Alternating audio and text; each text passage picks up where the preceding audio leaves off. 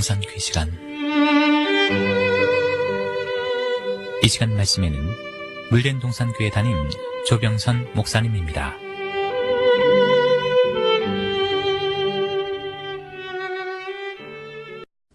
할렐루야, 평안하셨는지요? 물된 동산교회 조병선 목사입니다. 오늘은 지금이 어느 때인가? 계시록에 감추어진 7가지 복을 받을 때이다. 세 번째 축복, 누구든지 깨어 자기 옷을 지켜 벌거벗고 다니지 아니하며 자기의 부끄러움을 보이지 아니하는 자가 복이 있도다에 대해서 말씀을 전하려 합니다. 계시록에서 제시하는 7대 축복은 천국에 입성하고 하나님의 상급까지 받는 이 세상 최대의 축복을 말합니다.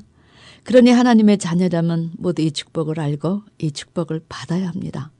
그런데 우리가 어릴 적에 선녀와 나무꾼이라는 이야기에서 자기 옷을 지키지 못해 나무꾼이랑 살았다는 선녀 이야기는 들어보았어도 우리의 신앙의 삶에서 자기 옷을 지켜 벌거벗고 다니지 아니하며 자기의 부끄러움을 보이지 않는 자가 이 세상 최고의 축복의 수요자가 된다는 이야기를 하면 눈이 휘둥그레지십니다.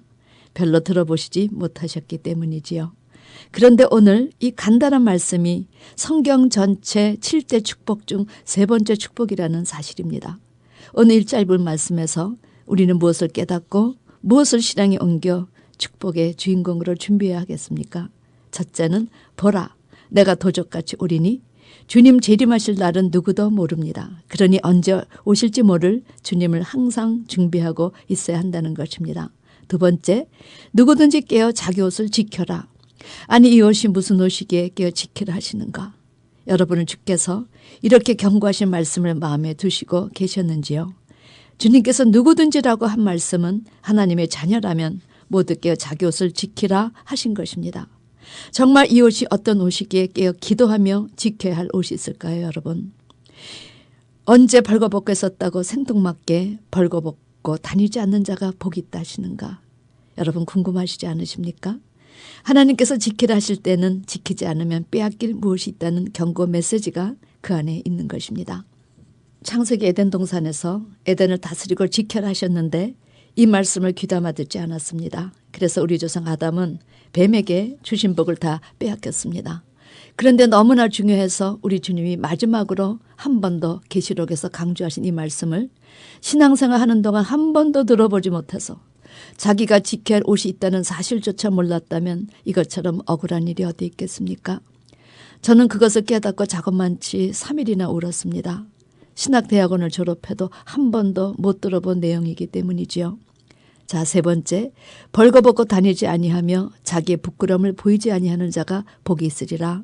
이 말씀은 여러분 성경에서 벌거벗다는 영적 의미를 알아야 말씀대로 벌거벗지 않고 자기의 부끄러움을 보이지 않아 축복의 주인공이 될 수 있는 것입니다. 자, 먼저 깨어있다는 영적 의미가 무엇일까요? 사도 바울은 로마서 13장 11절에 14절 말씀에서 지금은 자다가 깰 때라고 지금의 때를 소개합니다. 성경에 깨어있으라 하실 때는 언제나 영적 각성을 촉구하실 때요, 기도할 때요, 성경의 내용을 바로 알고 있을 때임을 깨닫는 여러분이 되시기를 바랍니다. 그런데 두 번째, 이 옷이 무엇인데 누가 빼어서 간다고 깨어 자기 옷을 지키라고 하셨을까요? 성경에 제시한 옷의 영적 의미에 대해서 알아야 합니다.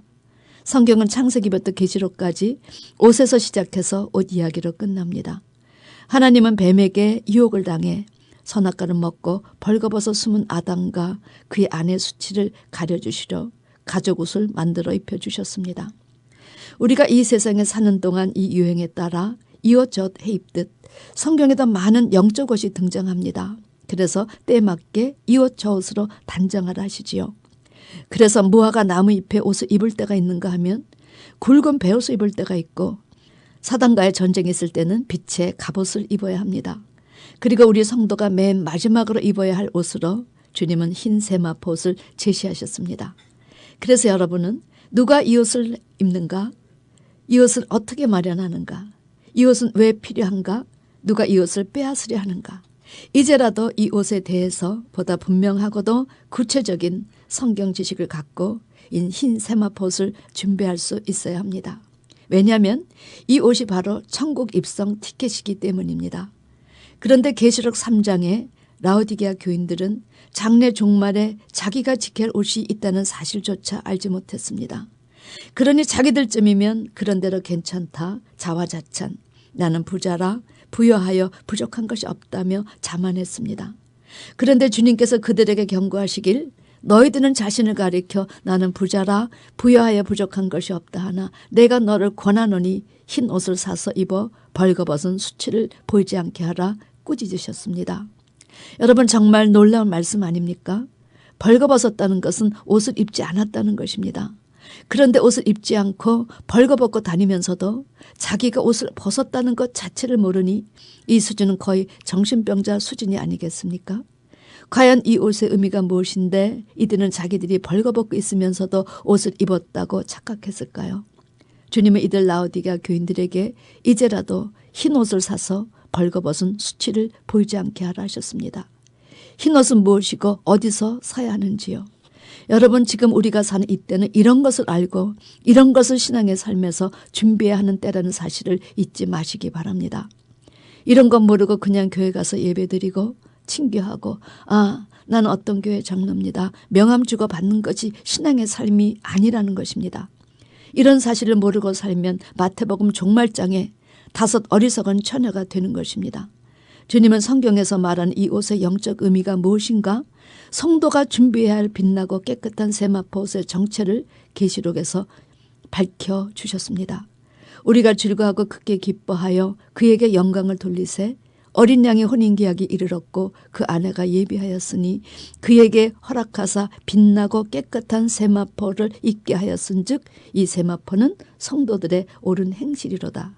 계시록 19장 7절에서 8절 말씀입니다. 성경 안에서 제시하신 단어의 상징의 뜻을 자체적으로 해석해주는 짝구절이 있지요. 어린 양의 혼인잔치에 신부들이 입을 이 빛나고 깨끗한 흰 세마포 옷은 성도들의 옳은 행실을 의미한다 하십니다.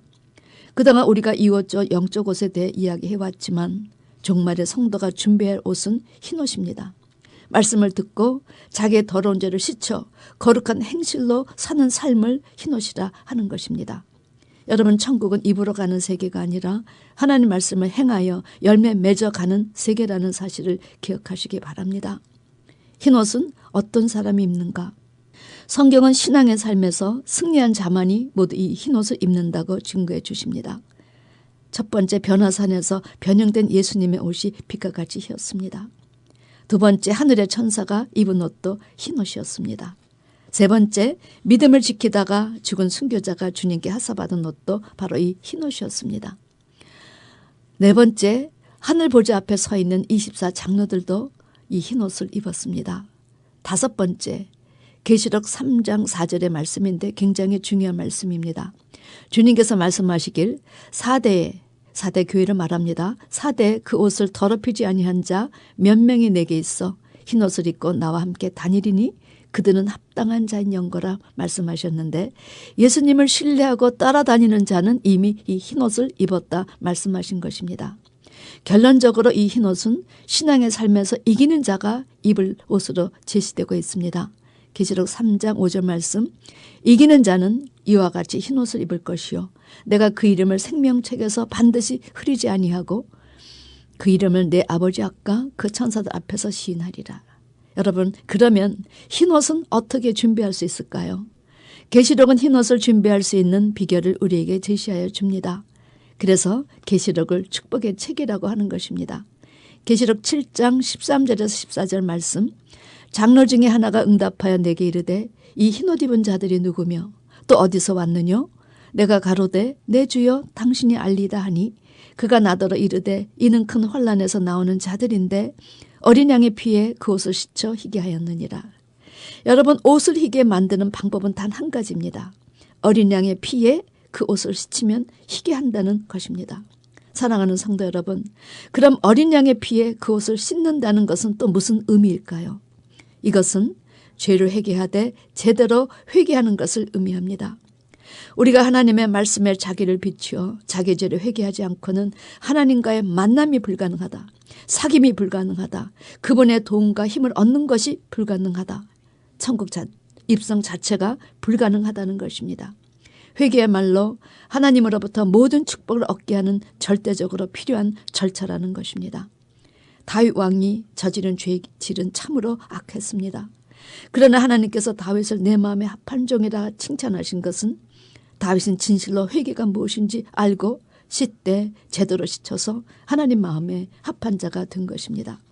성경은 창세기에서 선악과를 먹어 벌거벗은 인생이 우리 주님의 십자가의 공로로 그 피에 씻어 거룩하고 빛난 흰옷 세마포옷을 입게 된 것을 제시하여 주십니다. 이것은 주님의 승리요 성도의 승리였습니다. 그런데 이 옷을 왜 지키라고 하셨는가? 빼앗는 도둑이 있기 때문이지요. 예수님은 종말장인 마태복음 24장에서 그때 사람이 너에게 말하되 보라 그리스도가 여기 있다 혹 저기 있다 하여도 믿지 말라. 거짓 그리스도들과 거짓 선지자들이 일어나 큰 표적과 기사를 보여 할 수만 있다면 택하신 자들도 미혹하게 하리라 그렇게 말씀하셨습니다. 주님은 성도들로부터 이 흰옷을 빼앗으려고 숨어있는 복병들의 정체를 밝히셨는데 그들은 바로 거짓 그리스도들과 거짓 선지자리라는 사실입니다. 우리가 이미 배운 바다에서 올라온 짐승들과 땅에서 올라온 짐승들이 바로 빼앗아가는 자들이지요. 사도 바울은 데살로니가 후서 2장 3절에서 이제 곧 보혜대의 바람이 교회에 불 것입니다. 사도 요한도 요한일서 4장에서 사랑하는 자들아 영을 다 믿지 말고 오직 영들이 하나님께 속하였나 시험하라. 많은 거짓 선지자가 세상에 나왔느니라. 저희는 세상에 속한 거로 세상에 속한 말을 하며 세상이 저희 말을 듣느니라. 그러나 우리는 하나님께 속하였으니 하나님을 알고 진리의 영과 미혹의 영을 아느니라 말했습니다.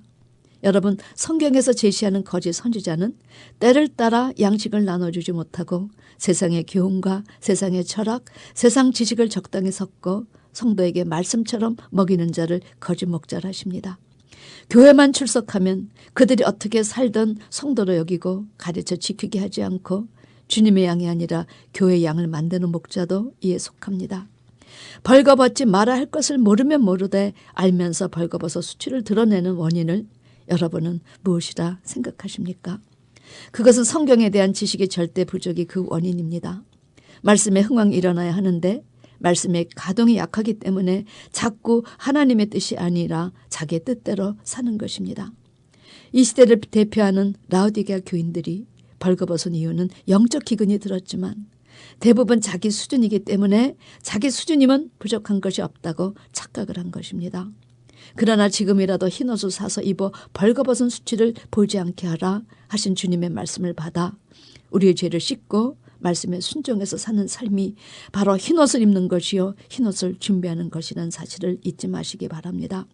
사랑하는 성도 여러분, 지금은 깨어 기도하며 우리의 옷을 어린 양의 피로 씻어 흰옷을 준비할 때입니다. 옷이 무엇이냐? 옳은 행동과 행실이 바로 흰옷입니다.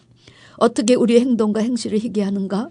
하나님의 말씀의 거울에 우리의 자신을 비추어 우리의 흠과 티와 점을 씻어 거룩한 삶으로 준비될 때 흰옷을 준비할 수 있다 하십니다. 이 흰옷이 준비되어야 천국에 들어갈 수 있는 자격을 얻는 것입니다.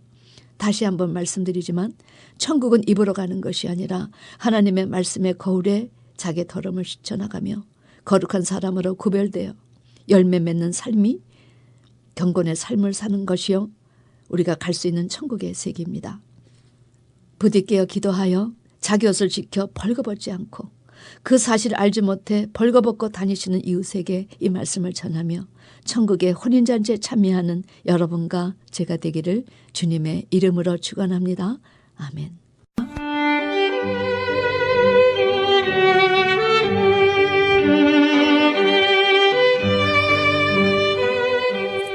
지금까지 말씀에 물된 동산교회 담임 조병선 목사님이었습니다.